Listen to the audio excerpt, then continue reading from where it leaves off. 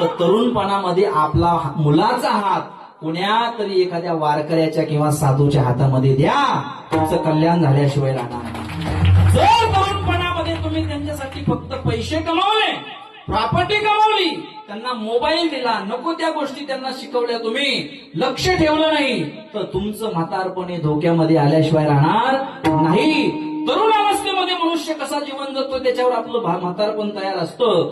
बाल अवस्थेमध्ये मनुष्य कसं जीवन जगतोय 25 वर्षापर्यंत त्यांना आपलं तारुण्य असतं. तारुण्यामध्ये आपण काय कुटाने करतो त्यांना आपलं म्हातारपण सांगितलं, त्या ठिकाणी सुखी जीवन जग जात असतं. म्हणून आपल्या मुलाचा हात देत असताना चांगल्याच्या हातामध्ये द्या. आमच्या वयातले मुलं गेले महाराज, लग्न झाले नाही हो आमच्या गावामध्ये, काही काही मुलांचे गेले महाराज, गेले, कोणी विचारत नाही, काही नाही, कुठेही पडतात, काही खातात, किंमत नाही, काही नाही. आपण काय करतोय फक्त आपल्याला, आणि आम्ही तर एवढं भाग्यवान समजतोय दादा, आम्ही जीवनामध्ये